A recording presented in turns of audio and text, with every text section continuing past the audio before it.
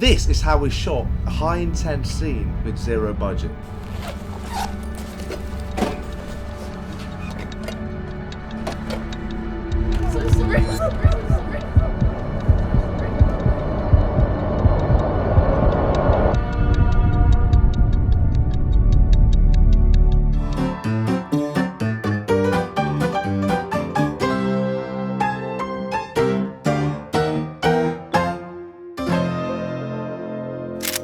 Let's break it right now, mate. I'll just say let's break it down.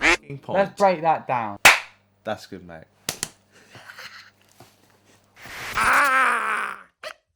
Good morning, guys. How you doing? It's 7 o'clock in the morning and we're about to get it going for Tug of War.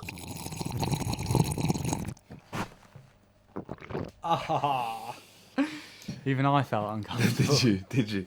Good. I think that's a good one. Right, well, let's talk about it. Let's break down the scene. So, just before we go into the scene, I'd like to define clearly what we mean by zero budget production. Nobody got paid on the production, we didn't spend any money on locations or any gear for equipment. We had our in-house kit. Creatives were volunteering their time for cast and crew roles. But at the end of the day, it wasn't free. We had to put our own money into travel, making food, for the cast and crew, but this scene couldn't have been done without the support of the community. This scene was tough to shoot. Our biggest challenge is always time. I think time was one of our main sort of hurdles that we had to overcome. Yeah, of course. What does that boil down? That comes down to our scheduling. Our schedule for today, so we've got an hour and a half to set up here. Yeah. Did you say lighting and all the props and stuff like that, set design? Can you spend an hour and a half in here then without talking to anybody else? I can help. I can get some hands on deck as well. If you can dedicate your time in here, right, then so I think we can do it in an hour and a half, mate, because I can't do it by myself because I need to focus on lighting as well. And then you can have Jack and Julian help you with the lighting situation, yeah? And then setting up some shots. So set design 1.5 hours, so meaning by 11 o'clock or 10:30, 10:45. Start rehearsal with 9:30 now for the 11. So on the morning of the shoot, we were still preparing it on. Oh yeah. Always fucking do your preparation before you go into a scene. You're gonna be on a shoot, everything's gonna go wrong, and you've got to have that mindset of solving every single problem. Once we had the schedule going, then everything was smooth sailing. Well, not really. Not quite as before. Next, we had to set up the room.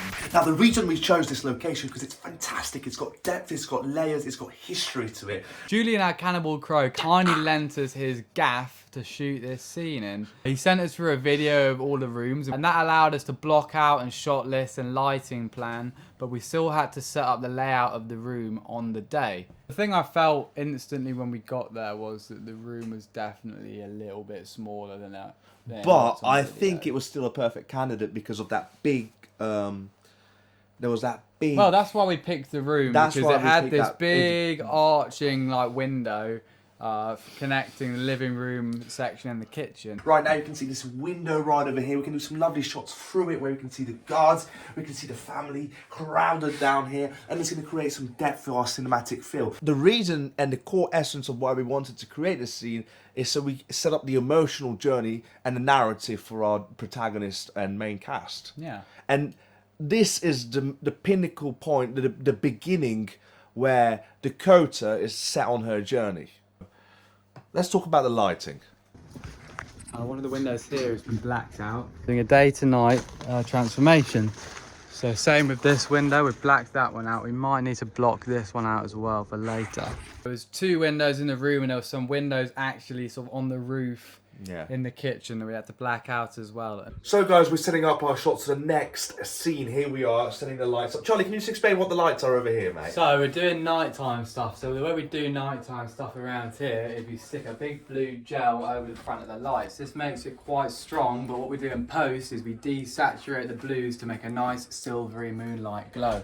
This light here is going to be our harsher light coming through our... Well, we're turning that door into a window, so that's going to be our makeshift moonlight coming through that makeshift window. So it might look a bit weird whilst we're filming, but you've got to trust the process sometimes. You do. This is what it looks like, and then this is what it looked like once we'd colour graded it fully.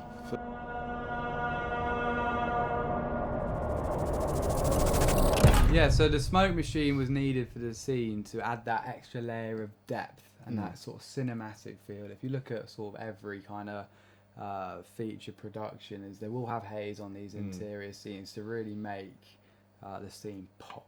These are the reasons why haze is important to the scene. First one is depth. The haze creates atmospheric perspective so that the frame feels 3D and bigger. It feels like you can climb right inside of there, mate. Subject separation. So the haze can sometimes help backlight and the character, wrapping that light around them, making them stand out, as you can see in this image here. So you can control how much haze you add to a scene as well, and that's going to really showcase different emotions. If there's less haze, it might feel a bit more dreamy, but if it's thicker and more intense, it might add an element of mystery or danger to the scene. The next stage was to rehearse and choreograph. Right, okay, well, let's talk about that then. Yes, let's. I think it's a nice segue. I think it's a beautiful segue. About a week ago, before we went into production, me and Attila planned out a choreography.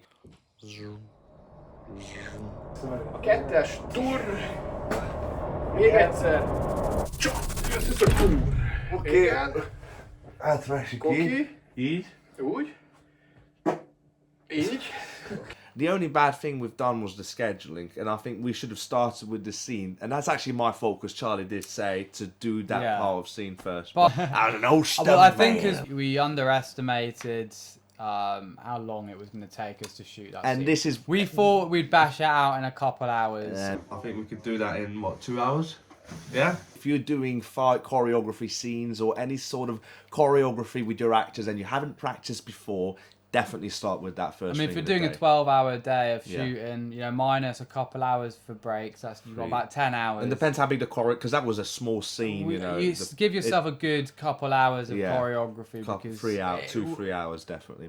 It's not just about knowing what to do, but it's about getting it to the point where it's smooth, it looks good. You can go at different paces and know that the actors aren't going to get hurt. Yeah. You got to play it out slow, like... You know, the camera and the actors have to work together to make sure the perspectives look all right. Yeah, come on. Come on, Simon. Hi, mate. So, yeah, filming on the N.E.S.T. This is a clapper board. For those who don't know, it's not a clappy thing. It's been a great day. Yeah, clappy thing. Time. And, yeah, more to come, so watch this space. Yeah, we got everything we needed on that first day. We might not necessarily got everything we wanted, but we got what we needed. Hey guys, welcome back.